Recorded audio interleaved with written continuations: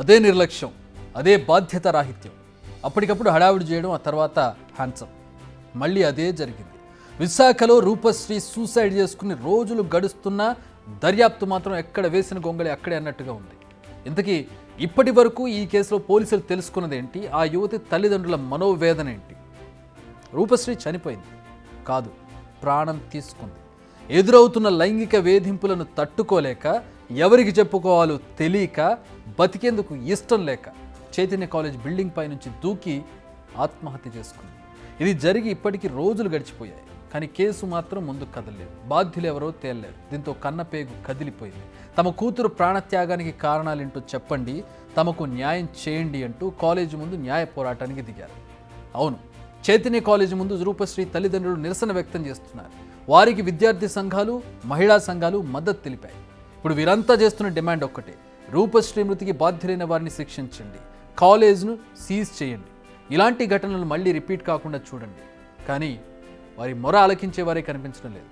పోలీసులు 5గురిని అదుపులోకి తీసుకున్నామని చెబుతున్నారు, కానీ ఈ మాటలను తల్లిదండ్రులు అసలు నమ్మడం లేదు. ఇదంతా పై హడావిడి అంటున్నారు, మార్చి వేరే వాళ్ళని తీసుకొచ్చి కూర్చోబెట్టారంటున్నారు. ఇదే సమయంలో నేషనల్ హ్యూమన్ రైట్స్ ప్రతినిధులు సంచలన ఆరోపణలు చేశారు. కాలేజ్ ప్రిన్సిపల్ పైనే అనుమానాలు ఉన్నాయని, న్యాయం కోసం హైకోర్టుకు వెళ్తామంటున్నారు వారు. అయితే ఈ అనుమానాలకు బలం చేకూరేలా కాలేజ్ వ్యవహారం ఉంది. స్టూడెంట్స్కు ఆల్ ఆఫ్ సడన్గా లీవ్స్ ఇచ్చేశారు, బలవంతంగా ఇళ్లకు పంపించేస్తున్నారు. ఇలా ఎందుకు చేస్తున్నారు? అసలు దొంగలు దొరికిపోతారని భయమా, లేక కాలేజీ పరువు పోకుండా ఉండాలనుకుంటున్నారా?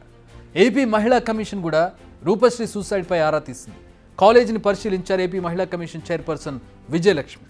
పరిశీలన తర్వాత ఆమె ఏమన్నారో ఒకసారి చూడండి. రూపశ్రీ చనిపోవటానికైతే అనేక కారణాలు ఉన్నాయి. ముఖ్యంగా వేధింపులు, లైంగిక వేధింపులు. ఇక్కడున్న విద్యా సంస్థ అయితే మాత్రం విద్య చెప్పటానికి కళాశాల మాత్రం ఓపెన్ చేయలేదండి. వ్యాపారం ముసుగులో ఇక్కడ విద్య అనే ముసుగులో వ్యాపారం చేస్తున్నారని మాత్రం ఖచ్చితంగా చెప్పవచ్చు.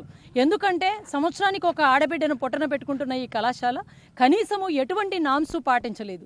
భద్రత అన్నది ఎక్కడా కూడా కనిపించలేదు. ల్యాబ్ రూమ్లో కెమెరాస్ ఉన్నాయి, కానీ మేము అన్నీ కూడా పర్యవేక్షించాం. ల్యాబ్ రూమ్లో కెమెరాస్ ఉన్నాయి, కానీ వాటి మానిటరింగ్ అనేది ఎక్కడా కూడా లేదు. మరి ల్యాబ్లో అంతమంది అమ్మాయిలు, ఒక మగ ఫ్యాకల్టీ ఉంటే, అంతమంది అమ్మాయిలు ఉంటే ఎందుకు లేడీ ఫ్యాకల్టీని పెట్టలేదు అన్నది కూడా మేము అడిగాము. ఖచ్చితంగా దాన్ని కూడా రిపోర్ట్లో ఇస్తాము. మరి ఆ మగ ఫ్యాకల్టీ ఉన్నప్పుడు అక్కడి నుంచి మానిటరింగ్ చేయాల్సిన అవసరం ఉంది. విజయలక్ష్మి గారి మాటలు చూస్తుంటే ఇక్కడ మరిన్ని డౌట్స్ రైజ్ అవుతున్నాయి. కాలేజీలో సీసీ కెమెరాలు ఎందుకు లేవు? కేవలం ల్యాబ్లో పేరుకు సీసీ కెమెరాలు పెట్టిన యాజమాన్యం వాటిని మానిటరింగ్ చేసే వ్యవస్థను కూడా ఎందుకు ఏర్పాటు చేయలేదు? గర్ల్స్ క్యాంపస్లో కనీసం లేడీ లెక్చరర్లను ఎందుకు ఏర్పాటు చేయలేదు? అమ్మాయిలకు ఏవైనా ఇబ్బందులు ఎదుర్కొంటే పరిష్కరించే వ్యవస్థ ఎందుకు లేదు? విమెన్ ప్రొటెక్షన్ సెల్ అనేదే ఎందుకు లేదు? ఫ్యాకల్టీ పిల్లలను వేధిస్తుంటే చర్యలు తీసుకునే సిస్టమ్ ఎందుకు లేదు? అన్ని ప్రశ్నలే. సమాధానం చెప్పేందుకు కాలేజ్ యాజమాన్యం మాత్రం నోరు మెదపడం లేదు. రూపశ్రీ సూసైడ్ ఎందుకు చేసుకుందో మరిచారా? ఒకసారి మళ్ళీ వినండి ఆమె ఆవేదన. హాయ్ అమ్మ, నాన్న, అక్క, చెల్లి, కుటుంబం మొత్తానికి. నేను ఎందుకు వెళ్ళిపోతున్నానో చెప్పలేను. చెప్పినా మీకు అర్థం కాదు. ఇంకా నా గురించి మర్చిపోండి. నన్ను క్షమించండి. ఇప్పటివరకు నన్ను కనిపించినందుకు అమ్మా, నాన్నలకు చాలా చాలా thanks. And I miss you so much. అసలు నేను ఆత్మహత్య చేసుకోవడానికి కారణం ఏంటంటే, ఈ కాలేజీలో లైంగిక వేధింపులు జరుగుతున్నాయి నాన్న. ఫ్యాకల్టీకి చెప్పొచ్చు కదా అని మీరు అనుకోవచ్చు. కానీ ఆ ఫ్యాకల్టీలో ఒకరే చేస్తే ఇంకేం చెప్పగలం నాన్న? చాలా చండాలంగా ప్రవర్తిస్తున్నారు. ఫోటోలు కూడా తీసుకొని బెదిరిస్తున్నారు నాన్న.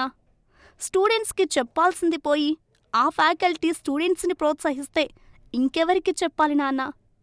నా ఫోటోలు కూడా తీసుకుని బెదిరిస్తున్నారు నాన్న. ఇది నా ఒక్కదానికే కాదు, కాలేజీలో చాలామంది అమ్మాయిలున్నారు నాన్న. ఎవరికీ చెప్పుకోలేక, అలా అని కాలేజీకి వెళ్ళలేక మధ్యలో నలిగిపోతున్నాం నాన్న. దీనిపై పోలీసులకు ఫిర్యాదు చేస్తే సోషల్ మీడియాలో ఫోటోలు పెడతామని బెదిరిస్తున్నారు నాన్న. ఇంక నాకు వేరే దారి కనిపించలేదు నాన్న. ఎవరో ఒకరు చస్తేనే ఈ విషయం ప్రపంచానికి తెలుస్తుంది.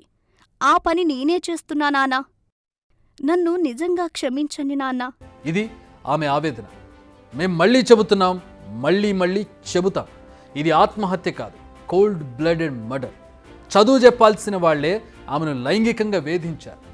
దయచేసి ఇప్పటికైనా వారిని గుర్తించండి, హడావిడి చేసి వదిలేయకండి. రూపశ్రీ పరిస్థితిని మరో అమ్మాయికి రానివ్వకండి.